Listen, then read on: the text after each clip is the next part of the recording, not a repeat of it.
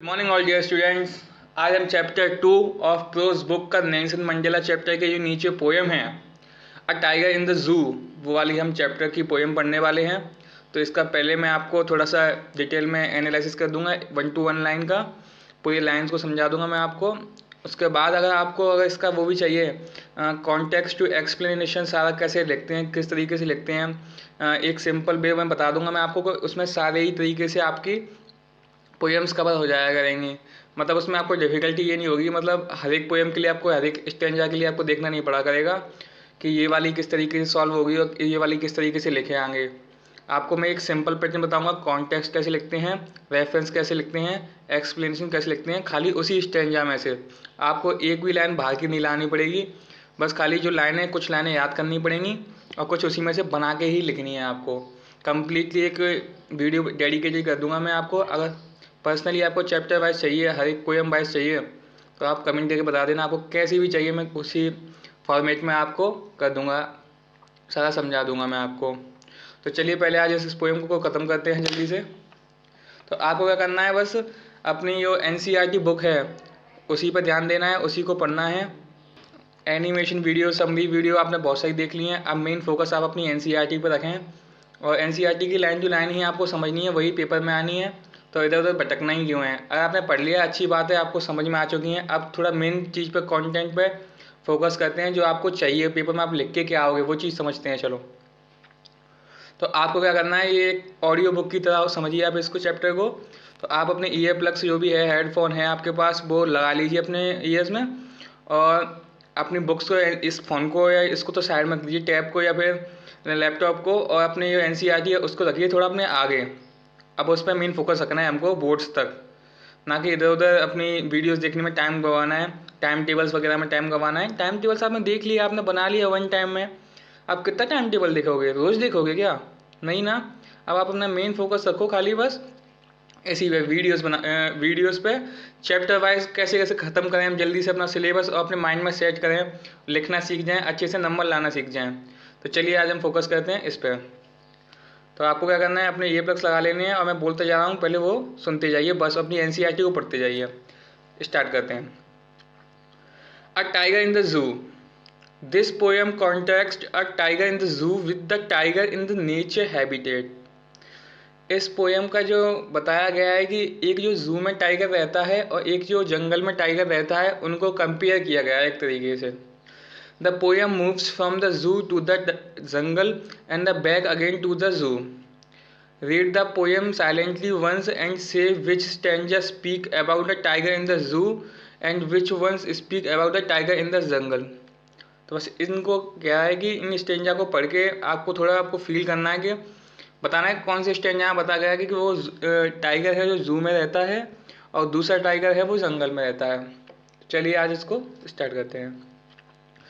He stalked in his vivid strips the few steps of his cage on bits of velvet quite in his quiet range.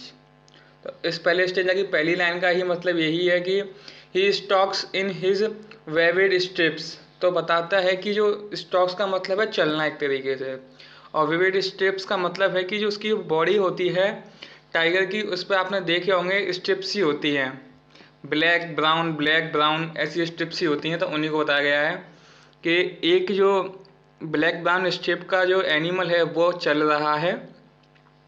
The few step of his cage, एक छोटे से cage, एक जू के अंदर एक छोटा सा केज है, उसके अंदर एक ब्लैक और ब्राउन स्ट्रिप वाला जानवर चल रहा है बहुत ही धीरे। इन हिज क्वाइट रेंज, एक छोटी सी उसकी रेंज में। यह पहला स्टेप, ये पूरा डेडिकेटेड है एक जू के टाइगर के लिए। He should be lurking in shadow sliding through long grass near the water hole where plum deer pass. तो चलिए इसको भी डिटेल में वो करते हैं। इसमें पहला बताया गया कि he should be lurking in shadow sliding through the long grass. तो इसमें बताया गया है कि वो लक्सर किंग का मतलब होता है कि छुपना एक तरीके से। तो जो कि जो टाइगर है वो क्या कर रहा है, एक शैडो में छुपा हुआ है, मतलब किसी छाँव में छुपा हुआ है, किसी के बीच में एक लंबी सी, जैसे कि आपने देखा हो ना टाइगर हमेशा ऐसे लंबी सी करके बैठ जाते हैं जब भी किसी अटैकिंग पोजीशन में होते हैं, तो बहुत ही अपनी बॉडी को स्ट्रेच कर लेते हैं पीछे तक और अपने दोनों पैरों को आगे कर लेते हैं और एकदम नीचे बैठ जाते हैं, जैसे डॉग बैठते हैं कभी कभार, उसी तरीके से बैठ जाते हैं और एकदम साइलेंटली कुछ भी आवाज़ नहीं करते हैं, अपना फोकस बस अपने एम्स पर रखते हैं वो, जैसे कि आपका फोकस आपके बोर्ड्स पर होना चाहिए। तो उसी तरीके से वो बैठा हुआ है, जिसमें किस में बैठा हुआ है वो स्लाइडिंग थ्राउट लॉन्ग ग्रास, जो लंबी लंबी ग्रास है उसके बीच में छुप के बैठा हुआ है अपनी लंबी पोजीशन में। Near the water hole where plums deer pass, जो किसके पास बैठा हुआ है, वाटर होल मतलब वाटर कैनाल वगैरह जा रही होगी वहाँ से, उसके पास बैठा हुआ है इस पोजीशन में। क्यों बैठा हुआ है इस पोजीशन में और वहीं पे क्यों बैठा हुआ है, उसका एक सीधा सा आंसर है कि वहाँ पर क्या आती हैं, वहाँ पर डीएस वगैरह आते हैं पानी पीने के लिए अपना, इसलिए वो आते हैं, तो फिर वहीं पे छुप के बैठा है कि जैसे वो पानी पीने आएंगे वो अटैक कर लेगा और आज का उसका डिनर कंप्लीट हो जाएगा। तो इसी वजह से कहा गया है near the hole, near the water hole where plum deer pass, water hole के पास जहाँ पर प्लम डियर पास होते हैं। He should be snarling around houses at the jungle edges, bearing his white fangs, his clones terrorizing the villages।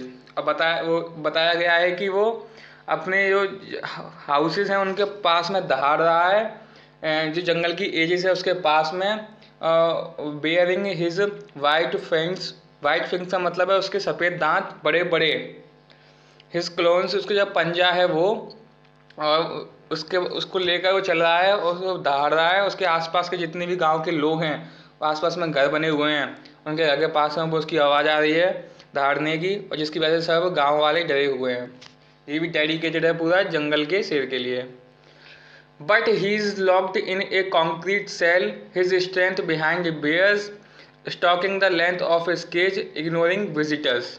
तो इसमें बताया गया है कि वो जो है दूसरा जो टाइगर है, जो कि ये वाला डेडिकेटेड है अपने जंगल के जू के लिए, सॉरी जू वाले इसके लिए, शेर के लिए। तो फिर उसमें बताया गया है कि वो क्या कर रहा है, जो कंक्रीट सेल है उसके अंदर फंसा हुआ है, उनकी बेड़ी हैं उनके पीछे है वो, और उस समय वो कुछ भी नहीं कर सकता है जो विजिटर्स हैं उनको इग्नोर करने के अलावा, क्योंकि वो उसको कुछ कहेंगे और वो दहाड़ ही तो सकता है, उन पर अटैक तो कर नहीं सकता है, क्योंकि उसके पास बड़ी बड़ी लोहे की रॉड्स लगी हुई हैं, उनसे टकराएगा वापस आ जाएगा, उसकी ही चोट लगेगी। तो वो ऐसा कर चुका है स्टार्टिंग में आया जब, लेकिन अब उसने करना छोड़ दिया है, वो अपनी बस खाली स्ट्रेंथ पे ही, उसकी सारी स्ट्रेंथ है उसके पीछे ही रह चुकी हैं, अब वो कुछ भी नहीं कर सकता इस समय।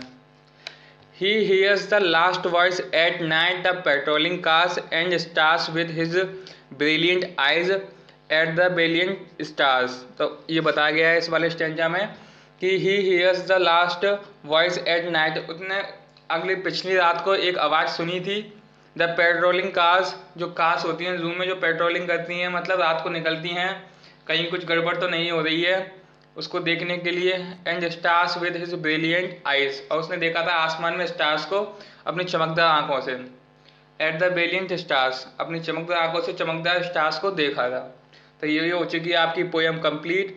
अब इसके ये तो आपकी होगी है कंप्लीट। अब इसको थोड़ा सा मैं उसमें समझा देता हूँ आपको, रेफरेंस क्या है, पूरी स्टोरी क्या है, बस आप सुन लेना।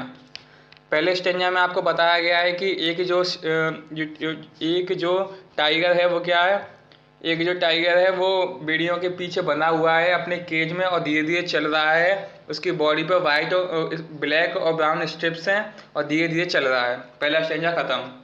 देन आपका दूसरा स्टेंजा है, उसमें आपको बताया गया है कि जो डियर है वो टाइगर है जो छुप के बैठा हुआ है अपने अटैकिंग पोजीशन में एक कैनाल के पास, जहाँ पर से डियर निकलते हैं, जैसे डियर निकलेंगे वो अटैक कर देगा।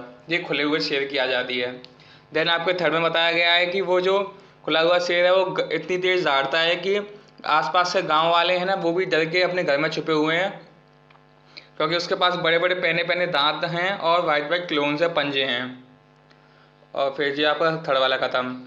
आपका जो फोर्थ वाला स्टेंजा उसमें बताया गया है कि जो एक जंगल वो जू का वो टाइगर है वो छुपा हुआ, वो अपनी ताकत को दिखा नहीं सकता है, क्योंकि उसकी ताकत उस केज के अंदर है, उसके बाहर वो जा नहीं सकता है, तो वो किसी पर अटैक कर नहीं सकता है।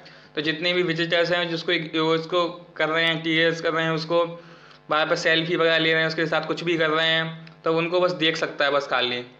देन आपका ये वाला ख़त्म। अब आपका नेक्स्ट आता है, उसमें बताया गया है कि आपको कि जो एक जू वाला टाइगर है वो अपने केज के अंदर बंद है, और रात को जब पेट्रोलिंग हुई थी, मतलब चेकिंग हुई थी, उसके बाद उसने स्टार्स को देखा था आसमान में अपनी चमकदार आंखों से। बस इतना ही है इस स्टोरी में, बस इतना ही आपको याद रखना है। इसके आपको बस अगर आपको चाहिए इसकी वो पूरी एक्सप्लेनेशन, रेफरेंस, कॉन्टेक्स्ट, तो कमेंट में कमेंट कर दीजिए, मैं आपको वो भी प्रोवाइड कर दूंगा।